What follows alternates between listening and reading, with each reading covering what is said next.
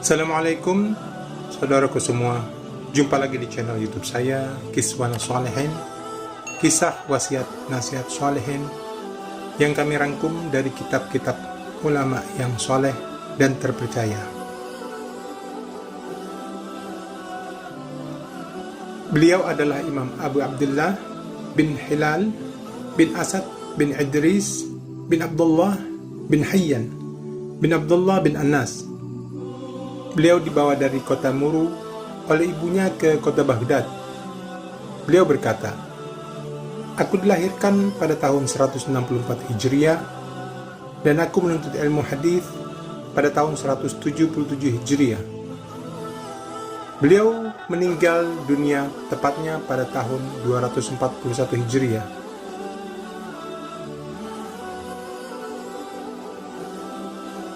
Dalam qasidah Al-Habib Abdullah bin Al-Haddad, Imam Ahmad disifatkan sebagai orang yang teguh dalam menghadapi cobaan tentang masalah bid'ah, karena beliau dipenjara selama 80 bulan.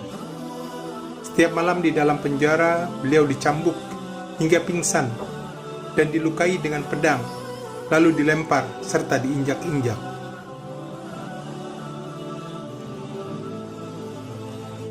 Siksaan ini beliau alami terus-menerus sampai Al-Mu'tasim meninggal.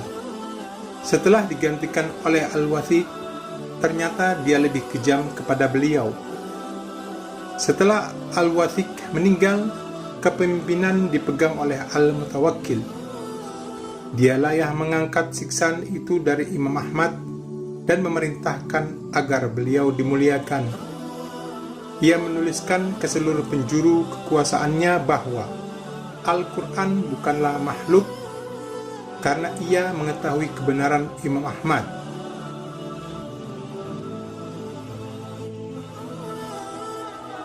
Setelah habis masa penganiayaan Imam Ahmad, orang-orang berbondong-bondong selama bertahun-tahun menuntut ilmu kepada beliau. Oleh karena itu, Bishr bin Harith berkata, Imam Ahmad diuji setelah ia dimasukkan penjara bagaikan besi yang berkarat. Setelah keluar, beliau menjadi emas yang merah. Hilal bin Ala berkata, 4 orang ini memiliki jasa besar dalam Islam. Di antara yang disebutkan adalah Ahmad bin Hanbal, dikarenakan beliau teguh dalam menghadapi siksaan dan enggan mengatakan bahwa Quran adalah makhluk.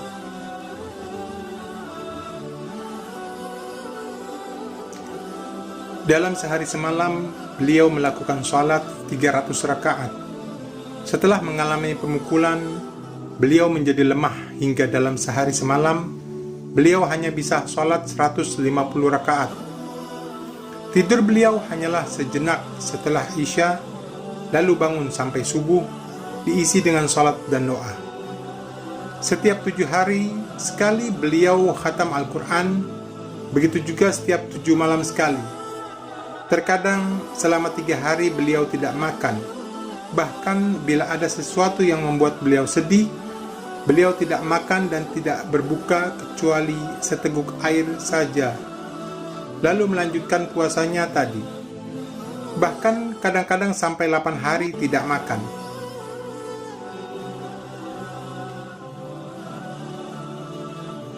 Beliau pernah ditanya tentang masalah wara. Beliau menjawab, "Astagfirullah, aku tidak boleh berbicara masalah wara, sedangkan aku masih makan dari hasil pajak kota Baghdad. Tanyakanlah pada Bishr bin Harith yang bisa memberimu jawaban." Ini menunjukkan ketawadhuan beliau. Anak beliau yang masih kecil bernama Abdullah berkata, "Wahai ayah, berikanlah aku sepotong perak." Beliau berkata, "Ayahmu tidak memiliki sepotong perak, dan di hari ia tidak memiliki sepotong itu lebih disenangi daripada hari ia memilikinya."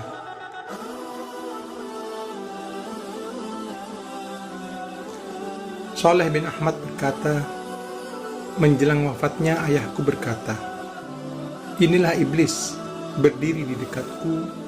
Ia menggigit jari dan berkata, "Wahai Ahmad, engkau telah lolos dariku." Lalu aku menjawab, tidak, sampai beliau meninggal.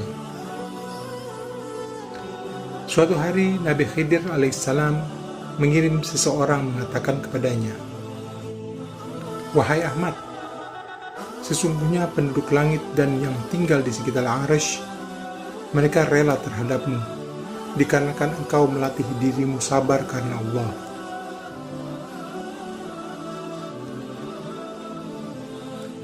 Imam Ahmad berkata, "Aku pernah bermimpi bertemu Allah Subhanahu wa Ta'ala, dan aku bertanya, 'Duhai Tuhanku, ibadah apakah yang paling utama untuk mendekatkan diri kepadamu?'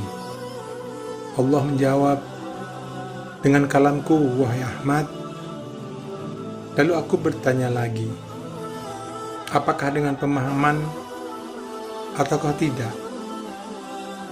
Allah menjawab, 'Dengan pemahaman atau tidak dengan pemahaman.'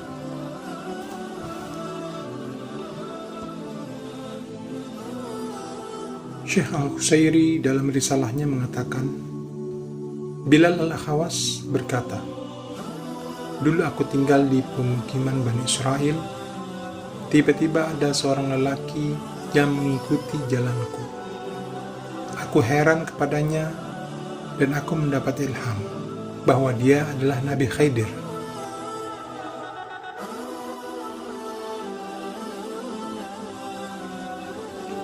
Lalu aku bertanya, 'Demi Tuhan yang Maha Benar, siapa dirimu?'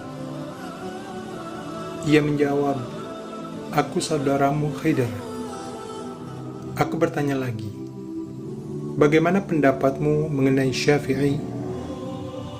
Dia menjawab, 'Beliau termasuk Autad.' Aku bertanya lagi, 'Apa pendapatmu mengenai Malik bin Anas?' Ia menjawab, 'Beliau adalah imam umat ini.' Aku bertanya lagi, 'Apa pendapatmu tentang Imam Ahmad bin Hanbal?' Ia menjawab, 'Beliau adalah lelaki yang sangat jujur dan teguh.'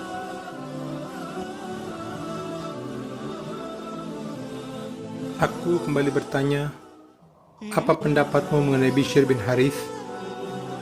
Dia berkata, 'Tak pernah tercipta lagi sepertinya setelah dia meninggal.' Dan untuk terakhir kalinya aku bertanya, 'Karena amal soleh apa aku bisa berjumpa denganmu?' 'Karena bakti kepada ibumu,' jawab Nabi Khidir alaihissalam. Semoga bermanfaat. Assalamualaikum warahmatullahi wabarakatuh. Jangan lupa subscribe, like, dan share-nya.